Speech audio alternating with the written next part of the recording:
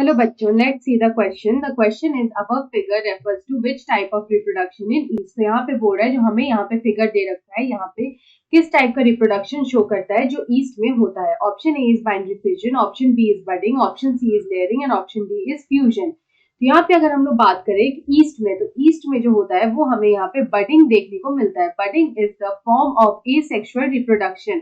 ये एक तरह का एसेक्सुअल रिप्रोडक्शन होता है जो हमें यहाँ पे देखने को मिलता है इन द ईस्ट. यहाँ पे जो ईस्ट होता है वो एक यूनिसेल्युलर फंगस होता है. तो यहाँ पे ये जो बडिंग का जो प्रोसेस है ये यूजुअली होता है, it occurs usually during abundant supply of the nutrient. तो हम लोग लिख सकते हैं it occurs usually during abundant supply of nutrient. occurs usually during abundant supply of nutrient. जब न्यूट्रिएंट का abundant supply होता है तब यहाँ पे जो है हमें जो है बडिंग जो का जो प्रोसेस है वो देखने को मिलता है. तो यहाँ पे अगर हम लोग बात करें कि यहाँ पे किस तरह से ये बडिंग का प्रोसेस होता है, तो यहाँ पे ये जो होल प्रोसेस है ये किस तरह से होता है, तो यहाँ पे हम लोग देख सकते हैं कि जो ये जो प्रोसेस है इसमें क्या होता है कि जो स्मॉल बड होता है, a small bud it arises as an outgrowth. यहाँ पे जो स्मॉल बड होता है ये यहाँ पे अराइज करता है, it arises as an outgrowth. तो यहाँ पे पेरेंट से जो है स्मॉल बर्ड जो है वो यहाँ पे अराइज करता है, it arises as an outgrowth. As an outgrowth जो है वो यहाँ पे ये अराइज करता है,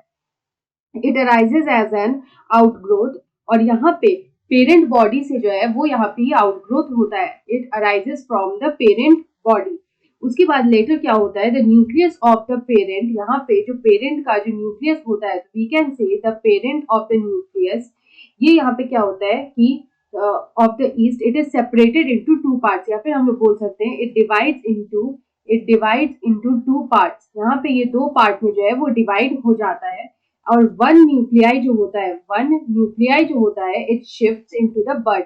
वन न्यूक्लियाई जो होता है वो यहाँ पे शिफ्ट कर जाता है इनटू द बड.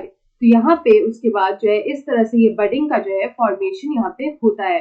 तो यहाँ पे अगर हम लोग देखें तो हम लोग देख सकते हैं ये है हमारा पेरेंट सेल, ये हो गया हमारा पेरेंट सेल. उसके बाद यहाँ पे एक स्मॉल बड जो है वो यहाँ पे अराइज होता है. दिस स्मॉल बड जो है वो यहाँ पे अराइज होता है, और यहाँ पे जो न्यूक्लियस है वो डिवाइड करके एक न्यूक्लियस यहाँ पे बड में चला जाता है और एक न्यूक्लियस यहाँ पे पेरेंट में रह जाता है. और यही बर्ड आगे जाके सेपरेट कर जाता है और यहाँ पे न्यू ऑफस्प्रिंग जो होता है उसका फॉर्मेशन करता है. तो इस तरह से ये बडिंग का जो प्रोसेस है वो यहाँ पे होता है. तो ऑप्शन बी में हमें दे रखा है budding. So option B is the right answer. I hope you understood it well. Best of luck.